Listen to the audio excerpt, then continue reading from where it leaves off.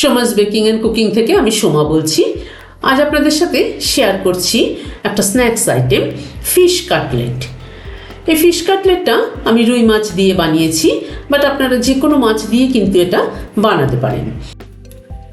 তাহলে চলুন ভিডিওটা শুরু করি।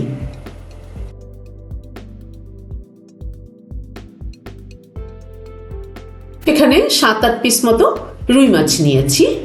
রুই মাছটাকে প্রথমে নুন হলুদ দিয়ে মাখিয়ে নিচ্ছি ভালো করে। রুই মাছ দিয়ে আমি আজকে করছি। যদি কাটা ছাড়া কোনো মাছ দিয়ে করতে চান তাহলে এই কাটা বাছার ঝামেলাটা কিন্তু থাকে না, কিন্তু সবসময় তো সব মাছ অ্যাভেলেবেল হয় না। আমার কাছে আজকে এটা ছিল, রুই মাছ ছিল, সেটা দিয়েই করছি।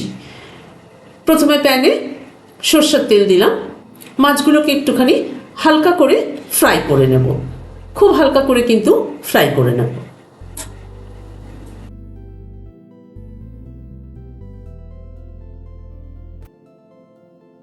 একটা পিঠ হয়ে যাওয়ার পরে মাছগুলোকে উল্টে দিচ্ছি এক এক করে। মাছটা খুবই হালকা ফ্রাই করব।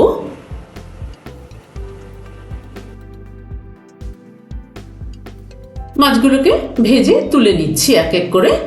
মাছগুলোকে সব তুলে নিলাম। এবার মাছগুলোর কাটা ছাড়িয়ে নেব।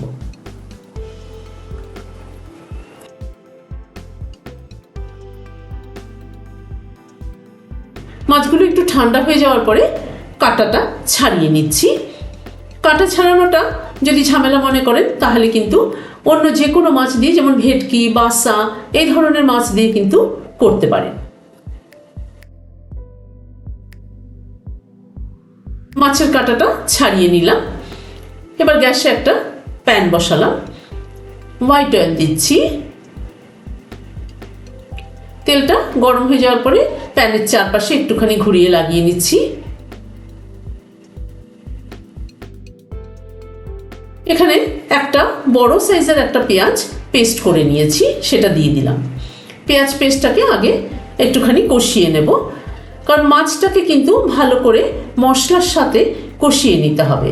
ভালো করে কষিয়ে নিলে মাছটা, তাহলেই কিন্তু মাছের কাটলেটের টেস্ট হবে।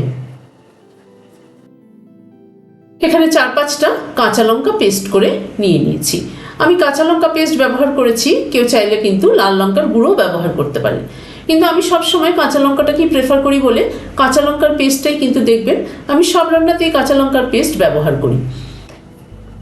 এবার আদা বাটা দিচ্ছি হাফ টিস্পুন।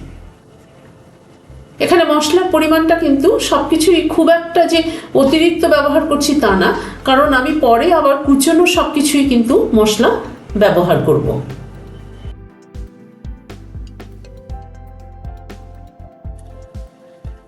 গ্যাসের ফ্লেমটাকে মিডিয়ামে রেখে 3-4 মিনিট সময় ধরে মশলাটাকে কষিয়ে নিলাম। নুন দিয়ে দিলাম 1 চামচ মতো। এখানে গরম মশলার গুঁড়ো দিলাম হাফ টিস্পুন, দিয়ে আবার একটুখানি কষিয়ে নিচ্ছি।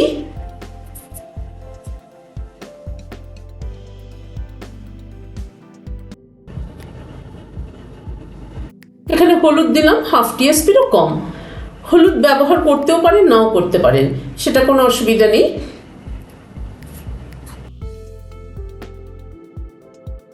এবার মাছটা অ্যাড করে দিচ্ছি।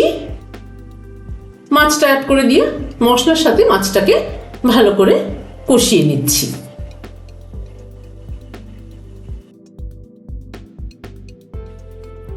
আমি আগেই বলেছি যে মাছটাকে ভালো মতো মশলার সাথে কষানো হলে তবেই কিন্তু মাছের কাটলেটের টেস্ট হবে।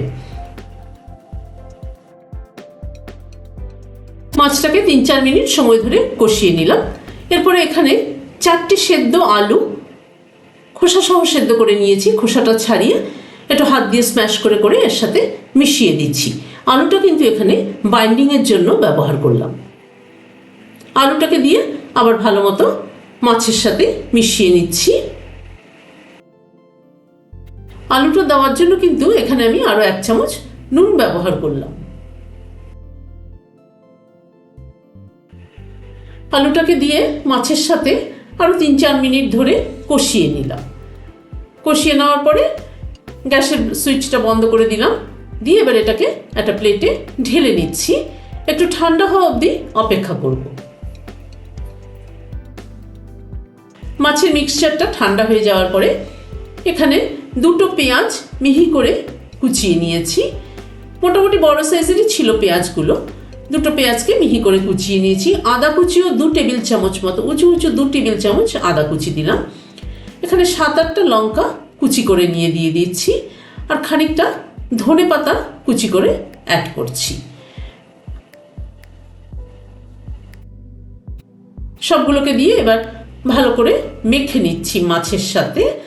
মাছের মণ্ডটার সাথে এই পেঁয়াজ কুচি, আদা কুচি, লঙ্কা কুচি সব কিছুকে খুব ভালো করে কিন্তু মেখে নিতে হবে।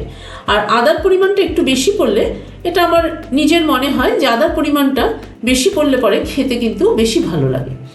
এবার এই মণ্ডটার থেকে খানিকটা করে তুলে নিয়ে কাটলেটের শেপ দিয়ে গড়ে নিচ্ছি।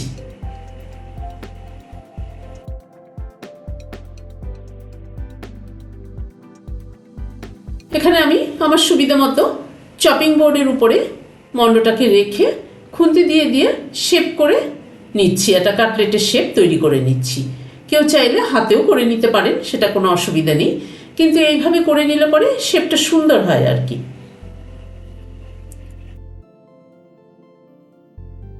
মাছের মণ্ডটাকে কাটলেটের শেপ দিয়ে গড়ে নিলাম।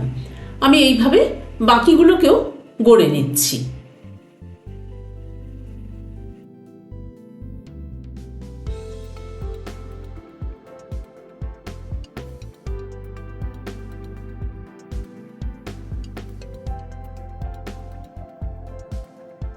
কাটলেটগুলোকে সবগুলোকে গড়ে নিলাম।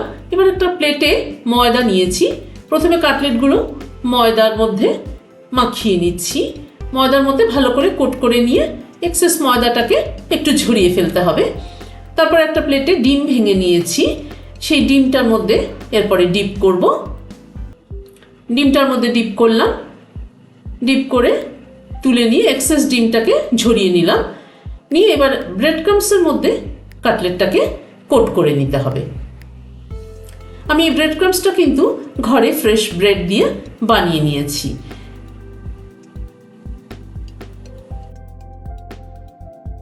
ব্রেড ক্রাম্বসটা মাখিয়ে চারধারে একটু আবার হাত দিয়ে শেপ করে দিতে হবে, আর ধারগুলোতেও একটুখানি চেপে চেপে ব্রেড ক্রাম্বসটা লাগিয়ে নিতে হবে, তাহলে দেখতে সুন্দর হয় আর কি।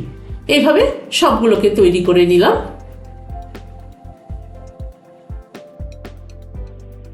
গ্যাসে সাদা তেল বসিয়েছি প্যানে। এক এক করে কাটলেটগুলো দিয়ে দিচ্ছি। তেলটা কিন্তু গরম হবে, বাট খুব কিন্তু ধোঁয়া ওঠার মতো গরম হবে না, তাহলে হবে কি কাটলেটগুলো দেওয়ার সাথে সাথে পুড়ে যাবে। ওপরটা হবে বাট ভেতরটা কিন্তু হবে না। সেই জন্য তেলের টেম্পারেচারটা কন্ট্রোল করাটা খুবই একটা জরুরি।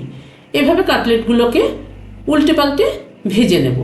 দুটো, একটা খুন্তি এবং একটা ঝাঁঝরির সাহায্যে দুটোকে দিয়ে উল্টে নিলে সুবিধা হয় আর কি। কাটলেটগুলো ভাজতে সুবিধা হয়।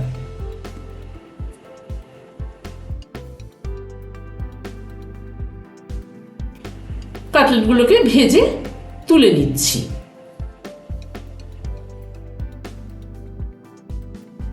আমার আজকের এই রেসিপিটি আপনাদের কেমন লাগলো আমাকে কিন্তু অবশ্যই কমেন্ট বক্সে জানাবেন। যদি ভালো লাগে তাহলে একটা সাবস্ক্রাইব করার অনুরোধ রইল। আজ তাহলে এখানে শেষ করছি। দেখা হচ্ছে আবার পরবর্তী ভিডিওতে। নমস্কার।